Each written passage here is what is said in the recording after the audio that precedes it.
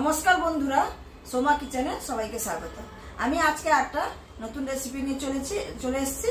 একটা নাস্তার রেসিপি। আমি সুজি দিয়ে আর দই দিয়ে আর অনেক রকমের সবজি দিয়ে আমি নাস্তার রেসিপিটা বানাবো। সেই নাস্তার রেসিপিটা আপনারা দয়া করে প্রথম থেকে শেষ পর্যন্ত দেখবেন। যদি ভালো লেগে থাকে তাহলে আমার চ্যানেলটাকে লাইক, শেয়ার, কমেন্ট করে আমার পাশে থাকবেন। আমি যে রেসিপিটা বানাবো সেটা বাচ্চাদের টিফিনে বা এমনি রবিবারের সকালে নাস্তা, বিকেলের নাস্তা যে কোনো টাইমে বানিয়ে খাওয়া যাবে। খুবই সহজ পদ্ধতিতে বানিয়ে দেখাবো বাড়িতে থাকা উপকরণ দিয়েই।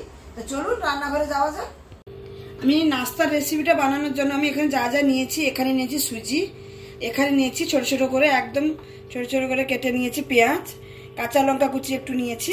এখানে দেখুন গাজর নিয়েছি, গাজরটাকে আমি গ্রেটার দিয়ে গ্রেট করে নিয়েছি। তার আগে কিন্তু আমি গাজরটাকে ধুয়ে পরিষ্কার করে গ্রেট করেছি।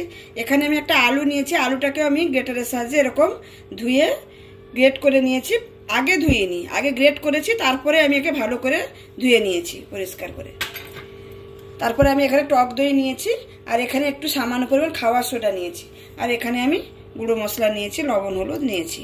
এবার আমি যেটা সবগুলো দিয়ে মাখিয়ে নেব দইটা। এখানে আমি সুজির মধ্যে প্রথমে যেটা দেব, এখানে পরিমাণ মতন লবণ দেব, পরিমাণ মতন লবণ,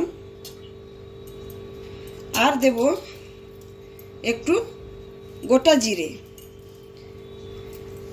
আর আমি দেব পেঁয়াজ কুচি, কাঁচা লঙ্কা কুচি, গাজরের গ্রেট করা গাজর। এখানে আপনারা চাইলে সমস্ত যে কোনো সবজি, ক্যাপসিকাম হোক, বিনস হোক, সমস্ত কিছু দিতে পারেন।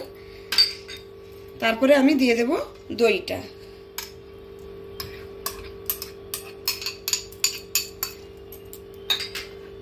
আমি এখানে একটু গুঁড়ো লঙ্কা দিয়েছি একটু ঝালের জন্য, যে যেরকম ঝাল খেতে পছন্দ করে। আর বাচ্চাদের জন্য বানালে তো একদমই দেওয়া যাবে না ঝাল, যেটা লঙ্কা কুচিটা দিয়েছি সেটাই ঠিক আছে। এই নাস্তাটা যে কোনো সময়, সকালে বিকালে যে কোনো সময় বাচ্চাদের টিফিনে বানিয়ে দেওয়ার জন্য খুবই একটা সুন্দর হেলদি নাস্তা। বাচ্চারা তো এখন সবজি খেতে ভালোবাসে না, তো এরকম করে যদি বানিয়ে দেওয়া যায় তাহলে বাচ্চারাও চেটেপুটে খেয়ে নেবে। আমি এখানে দই দিয়ে যতটা সম্ভব মাখিয়ে নিয়েছি। এবার আমি অল্প অল্প জল দিয়ে ব্যাটারটাকে মাখিয়ে নেব।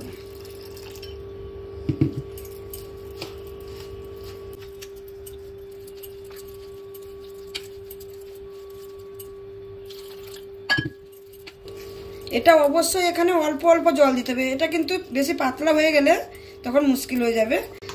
দেখুন আমি এখানে সমস্ত কিছু মাখিয়ে নিয়েছি। যেহেতু এটা সুজির, সেই জন্য সুজিটাকে ফুলতে দিতে সময় দিতে হবে। আমি এটাকে সুন্দর করে মাখিয়ে নিয়েছি, আর কতটা ঘনত্বে মাখিয়েছি দেখুন। এটা আরও জল লাগবে যখন সুজিটা ফুলে যাবে। আমি এই অবস্থায় এটাকে আধা ঘন্টা থেকে 15 থেকে আধা মিনিট আমি রেখে দেবো, আধা ঘন্টা মতন একে ঢাকা দিয়ে সুন্দর করে রেখে দেবো। দিলে এটা সুজিটা ফুলে যাবে, তখন আপনাদের দেখাবো যে জল লাগবে কি লাগবে না, তখন আমি দেখাবো। এটা আমি আধা ঘন্টার জন্য ঢেকে দিচ্ছি। এখানে আমি ব্যাটারটা আধা ঘন্টা থেকেও বেশি আমি ঢাকা দিয়ে রেখেছিলাম। আমার সুজিগুলো একদম আর দানা দানা দানা নেই, ফুলে গেছে। এখানে আমি কিন্তু আর জলও ইউজ করিনি, এরকমই ব্যাটারটা থাকবে। এর থেকে বেশি পাতলা বা এর থেকে বেশি মোটা রাখা যাবে না। আমি আবার ভালো করে 1 মিনিটের মতো ফেটিয়ে নেব একটু। আমার সেই বাটিটা একটু ছোট হয়ে গেছিলো, আমি এই জন্য এতে পাল্টে নিয়েছি। এবার আমি যেটা করব, এখানে আমি সামান্য পরিমাণে একটু চিনি নিয়েছি, এই চিনিটা দিয়ে দেব। চিনিটা একটু স্বাদটা বাড়িয়ে দেবে। আর আমি এখানে নিয়েছি যেটা খাওয়া সোডা বলে, সেটা একটু দিয়ে দেব, 1 চিমটির মতন এখানে আমি দিয়ে দেব। দিয়ে এটাকে ভালো করে মিক্স করে নেব। এটা মাখানো হয়ে গেছে। চিনিটা সম্পূর্ণ নিজেদের উপর, আপনারা যদি মনে করেন যে চিনিটা দেওয়ার দরকার নেই তাহলে দেওয়ার দরকার নেই। আমি এখানে একটু অল্প পরিমাণে দিয়েছি। এবার আমি বানিয়ে নেব। আমি এখানে একটা গ্যাস জ্বালিয়ে তাওয়া বসিয়ে নিয়েছি, তাওয়ার মধ্যে আমি একটু পরিমাণ মতো তেল দিয়ে দিয়েছি অল্প পরিমাণে। দিয়ে ব্যাটারটাকে আমি একবার নাড়াচাড়া করে নিয়ে এবার আমি যে যেরকম সাইজের করতে চাই, আমি এখানে 1.5 চামচের মতন ব্যাটারটা দেব। দিয়ে আমি এটাকে 1 থেকে 1.5 মিনিটের মতন ঢাকা দিয়ে দেব।